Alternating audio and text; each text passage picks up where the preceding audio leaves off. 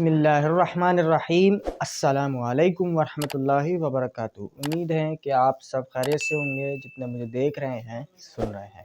پچھلے لیکچر میں ہم نے جیسا کہ آپ کو معلوم ہے سیمی کولن کے حوالے سے کچھ باتیں پڑھی تھی۔ آج کا جو ہمارا لیکچر ہے وہ کوما سے ریلیٹڈ ہے۔ What is comma? What is the use of comma in English?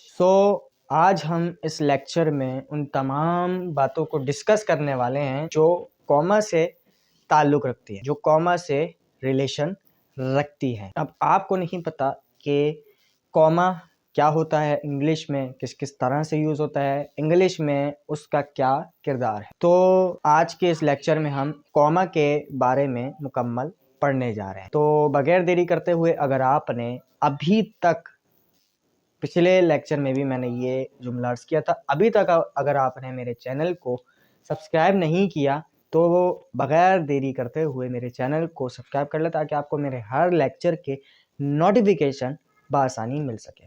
تو آئیے سمجھتے ہیں کوما کیا ہے اور کوما کا انگلش میں کیا کردار ہے۔ چلتے ہیں لیکچر کی طرف۔ تو یہاں پر ہمیں بتا رہے ہیں کہ بھئی یہ عبارت یا فقرات کے ٹکڑوں کو ایک دوسرے سے الگ کرنے کے لیے لگتا ہے۔ یہ جو کوما ہے یہ عبارت یا فقرات کے ٹکڑوں کو ایک دوسرے سے الگ کرنے کے لیے لگتا ہے تاکہ معنی گڑبڑ نہ ہو۔ جب دو یا اس سے زیادہ ایک ہی کلمے کے ساتھ آئیں، ایسی صورت میں پہلے ایک یا دو لفظوں کے بیچ کوما آتا ہے اور آخری لفظ سے پہلے کنجکشن استعمال ہوتی ہے۔ یہ کنجکشن استعمال ہوتی ہے، ٹھیک ہے۔ اور اب بتا رہے ہیں کہ کوما کن الفاظ کے بعد میں استعمال ہوتا ہے۔ ابھی تک کوئی کنفیوژن ہو تو واپس پیچھے کر کے دیکھ لیجیے، ٹھیک ہے۔ اب دیکھتے ہیں کہ کوما کن الفاظوں کے بعد استعمال ہوتا ہے۔ کوما ان تعریفی الفاظ کے بعد میں استعمال ہوتا ہے جیسے کہ therefore، moreover، accordingly and however۔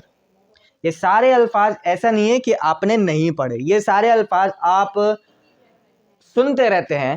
اب یہ جو کوما ہے یہ تاریخوں کے بعد میں بھی استعمال ہوتا ہے، یعنی کہ جو تاریخیں ہوتی ہیں ان میں بھی یہ کوما جو ہے یوز ہوتا ہے۔ اب یہ ایگزامپل جو ہے انہوں نے یہاں پر نہیں دی ہے تو فائدہ نہیں ہے سمجھانے کا، بس آپ یہ یاد رکھ لیں کہ کوما جو ہے وہ تاریخوں کے بعد بھی استعمال ہوتا ہے۔ تو سمجھنے کی بات یہ ہے کہ یہاں پر اگر آپ اس کو نوٹ بھی کرنا چاہیں یاد دہانی کے لیے تو یہ زیادہ اچھا ہوگا اگر آپ اپنا زیادہ فائدہ چاہیں، ٹھیک ہے۔ تو یہ عبارت میں ایک اور بار اس کو پڑھ دیتا ہوں۔ یہ عبارت یا فقرات کے ٹکڑوں کو ایک دوسرے سے الگ کرنے کے لیے لگتا ہے، یہ جو کوما ہے، تاکہ معنی گڑبڑ نہ ہو۔ جب دو یا اس سے زیادہ ایک ہی کلمے کے ساتھ آئیں، ایسی صورت میں پہلے ایک یا دو لفظوں کے بیچ کوما آتا ہے اور آخر لفظ سے پہلے اور اس کے آخری لفظ سے پہلے کنجکشن کا استعمال ہوتا ہے، کنجکشن یوز ہوتی ہے۔ پھر اس کے بعد انہوں نے بتایا ہمیں کہ بھائی کوما جو ہے نا ان تعریفی الفاظ کے بعد میں استعمال ہوتا ہے۔ اب وہ کون سے ہیں، کیا ہیں، آپ نے یہ پڑھ چکے ہیں کہ therefore، moreover، accordingly، however، xyz۔ اس کے علاوہ اور بھی ہیں، یہاں پر انہوں نے ہمیں صرف اور صرف جسٹ ہمیں سمجھانے کے لیے انہوں نے یہاں پر ایگزامپل دیے کہ بھائی کوما جو ہے نا وہ اس طرح سے استعمال ہوتا ہے کہ بھائی تم یہاں پر دیکھ سکتے ہو، یہ دیکھ لو، یہ دیکھ لو اور یہ دیکھ لو۔ یہ جسٹ ایگزامپل ہے، اس کی اور بھی اگر آپ کوئی ایگزامپل دیکھنا چاہیں تو دیکھ سکتے ہیں، یہ آپ کے اوپر ہے۔ اس کے بعد تاریخوں کے بعد بھی کوما استعمال ہوتا ہے، تاریخوں کے بعد بھی کوما استعمال ہوتا ہے۔ تو سمجھنے کا مقصد یہ ہے، ابھی تک جو ہمارے لیکچر چلتے آ رہے ہیں ان میں ہر چیز کو آپ نے ڈیٹیل سے سمجھنا ہے، میرے سمجھانے کے بعد بھی آپ نے اس کے اوپر غور کرنا ہے تو امید ہے کہ آپ نے سمجھ لیا ہوگا۔ مجھے اور میرے قیمتی وقت کو اجازت دیں۔ السلام علیکم ورحمۃ اللہ وبرکاتہ۔